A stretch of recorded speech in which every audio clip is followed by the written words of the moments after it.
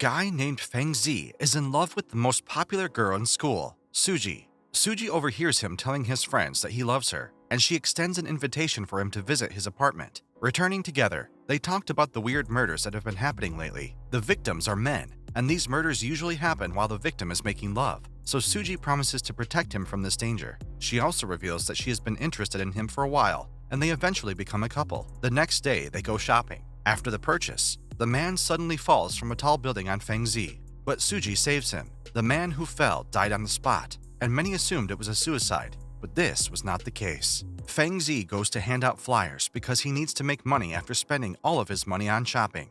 Suddenly, he hears a cry for help in the room next to him. The door is opened by a girl who tries to seduce him and offers her services. He gets out of that situation, but he meets the girl again when he gets drunk. She picked him up and brought him to her room. Suji discovers this and rushes to his aid before anything bad happens. The two girls got into a fight, and it is revealed that both of them are monsters who eat the life force of humans and are responsible for these murders. Although Suji was the dominant one in the fight, the tree monster still managed to trap her with her vines. Attempting to protect his girlfriend, Feng Xi took an attack and almost died. Suji was enraged by this and released her true power. The fight between the two continues. Suji is winning without a hitch, but the tree girl manages to escape. After she escapes, remembering her hard life, she then attacks another human who tried to help her. Feng Xi wakes up realizing that Suji has the powers of a nine-tailed fox. Even though she's a monster, Suji keeps her promise to protect Feng Xi. 2 days pass after the incident, and Feng Xi doesn't know where his girlfriend is. However, while he was talking to his friends, she suddenly appeared and took him to a place full of monsters that he can only recognize with the help of a special magnifying glass. Suji explains to him that although they once fought a war, today monsters and humans live in peace. Yet there are exceptions, and one of them is the demon tree, who because of her personal trauma, has a different view of humanity. The tree monster is still killing people, and the police have hired a special detective to stop her. This detective is part of a famous clan whose purpose is to fight demons. Meanwhile, Suji warns Feng Xi not to leave the school ground because the tree monster would come for him, or rather his life energy. He disobeys her, but the tree monster still appears. She uses his friends as hostages and forces him to go with her to a hotel. As she prepares to devour him, she tells him about all the creatures that have perished because of humans. The past of a tree monster named He-Wan has been revealed. As a young girl, she lived happily in the woods with friends and dreamed of the day when she would become human. One day, tree monsters heard that humans would come and cut them down in order to build homes.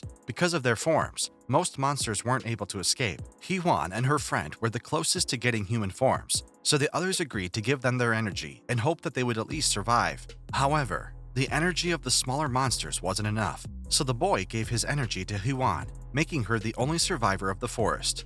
She now seeks revenge on the people responsible for the deaths of her friends. Feng Xi apologizes to her on behalf of humanity for that incident. She rejects his apology and attacks him. Suji finds out and is ready to save Feng Xi. It seemed that everything was over for him when He-Wan stabbed his chest with her vines, but instead of dying, Feng Xi gained incredible strength and power that he uses to oppose He-Wan. With his newly discovered power, he easily opposes her, but that strength leaves him at a crucial moment.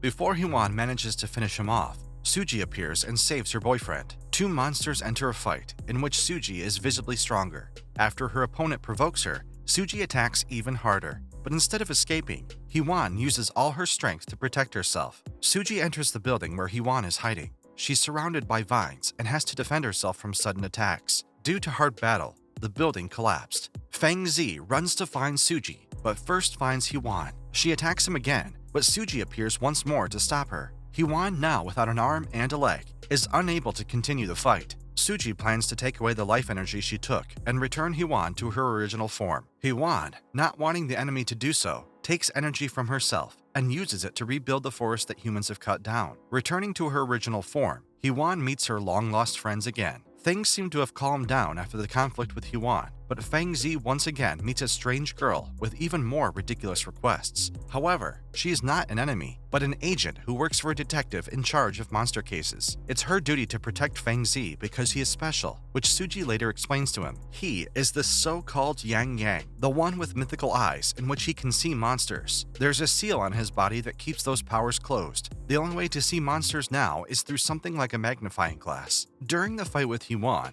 after she stabbed his chest, his true strength was revealed when the seal was momentarily broken. That's why his safety is in everyone's interest. While While they were out talking about Feng Xi's abilities, Suji caught Go Shuang spying on her and Feng Xi. There's almost a confrontation between the two girls, but Suji backs off, knowing that Go Shuang isn't an enemy. Go Shuang continues to follow Feng Xi and seriously threatens his privacy. She stalks him, cooks him food, and always appears when he needs anything. When she saved him from the bullies, he begs her to stop protecting and following him. But she, wanting to complete her mission, refuses. She promises her senior that she will complete the task, even if she has to do mind and body in order to confirm that Feng Xi is the one with mythical eyes. Feng Xi's life is becoming more and more difficult because of the people around him. He tries to eat his noodles in peace, but is interrupted by Go Shuang. He finally realizes that she is there to protect him. She finds a lot of openings in his room and explains to him how all the monsters are tied to one area and how the same applies to him. This puts his body in danger. She wants to have a mind and body with him in order to find if he is really the one she needs to protect, which she can confirm using his seed. She takes Feng Xi to a hotel but does nothing. Before anything happened, she broke down and ran away.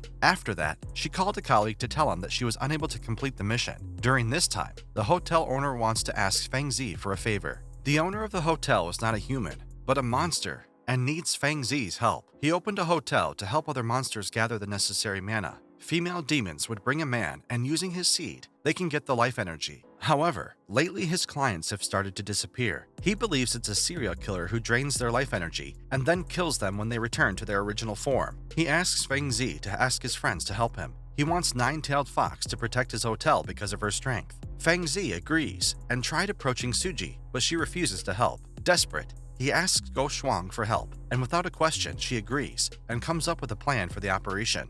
Feng Xi and Go Shuang arrive at the hotel where they prepare a trap for the killer. After preparing and setting the bait, Go Shuang sensed that the enemy was close and threw Feng Xi out. The enemy turns out to be the owner of the hotel. His plan was to attract Suji, but Go Shuang came instead. The two enter into a fight. The demon is strong, but is no match for Go Shuang. In the heat of battle, the demon realizes that the girl fighting him is the same person who sealed him centuries ago. The spirit leaves the body of the hotel owner, which was only used as a mask. When the real fight begins, even with the body changed, the demon is still powerless against Go Shuang. For a moment, he manages to capture her, but using her tricks, she escapes. She manages to reach the exit, but the wolf demon stops her. Then, Go Shuang uses her last weapon she prepared earlier and destroys the entire hotel, risking her own life. In the distant past, there lived a monk named Jun Bao. He was in love with the warrior Go Zhang, who constantly rejected him. He was also a friend of the fox monster, Suji, whose real name was Zhu'er. At that time, people were in conflict with demons and went hunting them. Jun Bao also goes on this trip and informs Suji about the mission. Before going on the mission, Jun Bao and Go Zhang make a bet that if he captures more demons than Go Zhang, then she will go to the festival with him. And if she wins,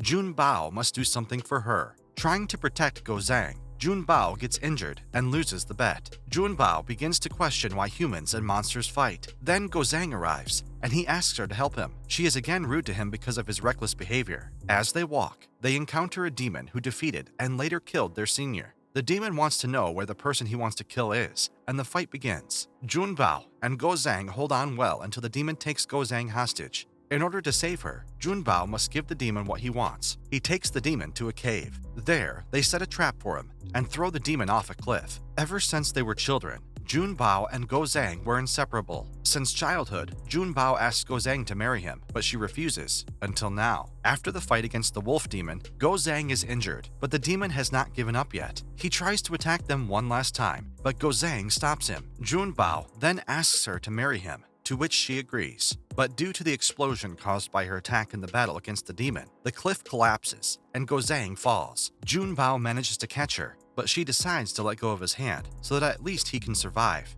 She falls, and Suji arrives just on time to help them. Jun Bao begs her to take the medicine he had with him, and give it to Go Zhang because it is her only chance to survive. Suji manages to save her, but Go Zhang wakes up with no memory of Jun Bao. Go Zhang lost part of her soul and memories after the battle. She's no longer able to feel strong emotions. 3 months after the incident, she decides to embark on a journey to clear her mind and maybe get her memories back. That was the last time they saw each other. Since then, they were destined to meet in every life, and as long as Go Zhang stayed with Jun Bao, he would not be able to save her. In the present, after remembering his past life, Feng Xi decides to break this curse. He injures himself in order to temporarily break the seal and release his power. He enters the hotel to save Go Shuang, who is running out of energy. He genuinely desired to save her this time. Feng Xi manages to save Go Shuang from the wolf demon. The demon wants to keep fighting, but Suji appears and defeats him. Go Shuang is injured, so Feng Xi is trying to take her to the hospital. Suji catches up with them, and Feng Xi again begs her to save Go Shuang. At that moment, Go Shuang's associates appear to help her. She is taken to the hospital, and Feng Xi stays with Suji. The hotel is destroyed, but the wolf demon still manages to survive. 3 days after the incident, Feng Xi is sick. His friends take care of him, and he is visited by Suji, who gives him a special pill that will cure him in a few hours. After he recovers, he goes out with his friends and meets Go Shuang, who has also recovered. She introduces him to her associate, Yan Xiaoyu, who is the president of the student council and is now responsible for Feng Xi's safety.